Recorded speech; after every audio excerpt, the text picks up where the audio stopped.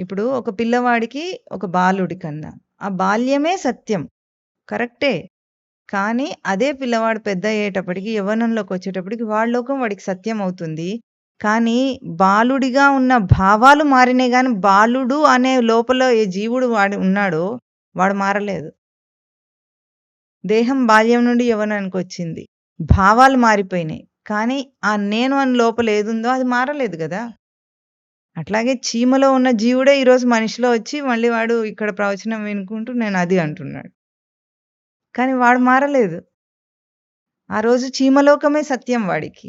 ఈరోజు ఈ ఆధ్యాత్మిక ప్రవచనమే సత్యం వాడికి. మళ్ళీ ఆధ్యాత్మిక ప్రవచనం గూడా బయటిగా చెప్తే అది కూడా విషయమే అవుతుంది తనకు. అంటే సబ్జెక్ట్, ఆబ్జెక్ట్ అని 2 తీసుకుంటే ఆబ్జెక్ట్స్ అన్నీ మారిపోతాయి.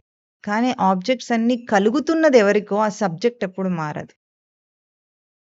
ద సబ్జెక్టివిటీ దట్ ఎగ్జిస్ట్స్ అది తత్వం. తత్ అంటే అది.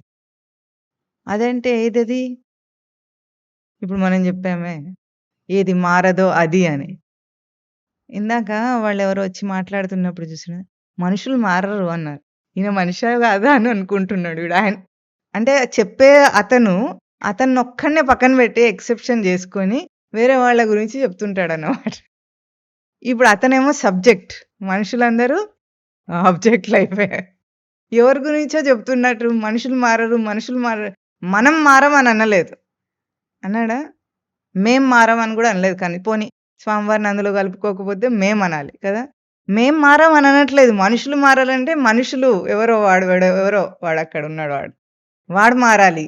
ఆ మారాడానికి నేను లేనందులో. నన్నెప్పటికీ బయటికి తీసేసుకొని లోకాన్నంతా మాట్లాడతాడు మనిషి. తనని వేరు చేసుకుంటాడు.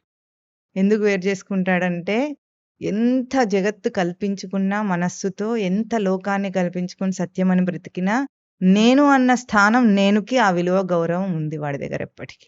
కనుక ఏ దోషం చెప్పినా వాడిని పక్కవాడిని చూస్తుంటాడు. ఇవన్నీ డిఫెక్ట్‌లు నావి కాదన్నట్టు. వీడికి చెప్తున్నాడు, వాడికి చెప్తున్నాడు అనుకుంటాడే గానీ, ఇవి నాకున్నాయి అని అనుకోడు ఎప్పటికి. అంటే భ్రాంతిలో గూడా సత్యాన్నే అనుసరిస్తాడు జీవుడు.